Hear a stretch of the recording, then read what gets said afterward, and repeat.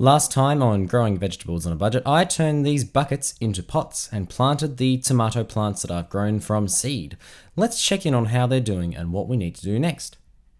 We are growing vegetables on a budget. It's been a week since planting the tomatoes and they are loving life in their new, larger containers. I've been watering them at the base of the plant in the morning every 2 days. They are continuing to grow except for the small one, which isn't really doing much at all, but it's alive, so we'll see what happens. Now I'm noticing that the tomatoes, as they get taller, are developing a bit of a lean. This is to be expected. All tomato varieties can be placed into one of two categories, determinate and indeterminate. Determinate tomatoes have a determined size. They will grow into a bush, then happily grow tomatoes to pass on seeds, and then they will die when the weather cools down.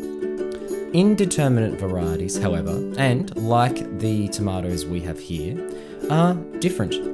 They do not have a determined size and are eager to grow as big as they possibly can. They want to spread their seeds as far as they can so that they have the best chance of surviving in the future. Indeterminate varieties will grow horizontally, where their stems can develop roots wherever they touch the ground.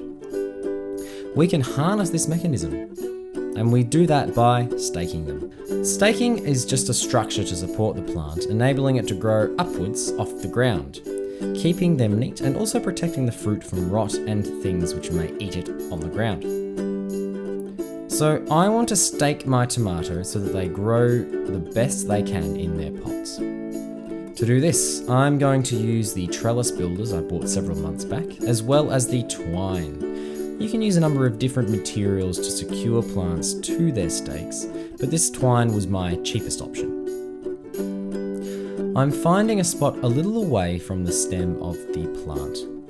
By pushing the stake into the soil, I'm likely going to damage some of the roots, so I'm giving myself some space from the main root ball, which will still be directly underneath the stem. Then I'm just pushing it down as far as it will go. Now I need to use the twine to tie the stem to the stake.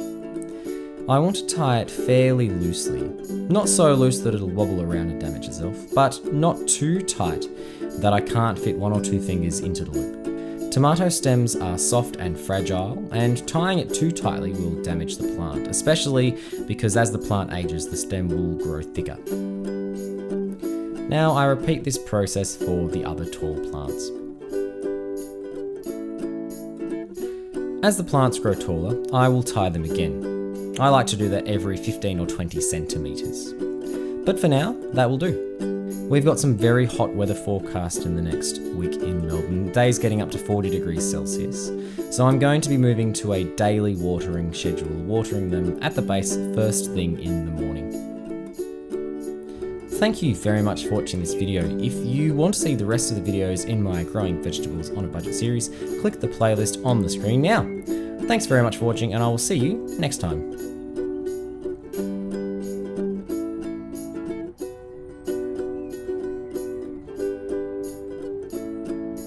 We are growing vegetables on a budget.